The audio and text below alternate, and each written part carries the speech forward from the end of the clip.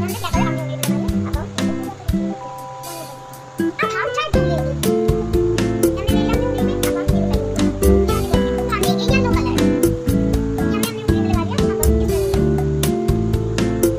अब हम orange colour लेंगे, ये हमने ऑरेंज कलर ले लिया, अब हम इस कलर को पूरा करेंगे।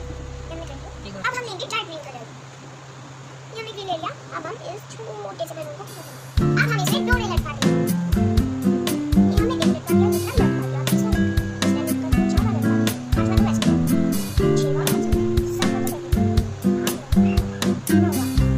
अब हम इसकी आउटलाइन करेंगे।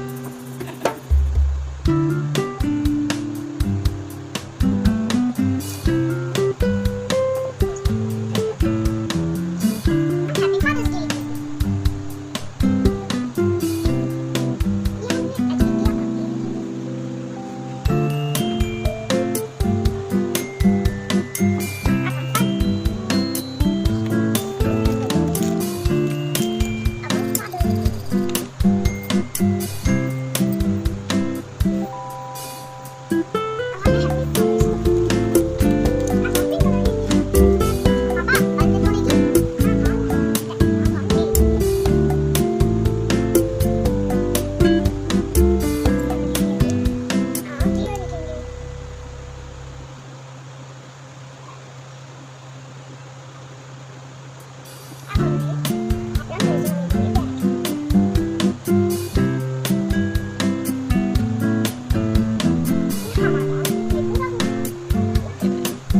मैंने अपने पापा के लिए बनाया है।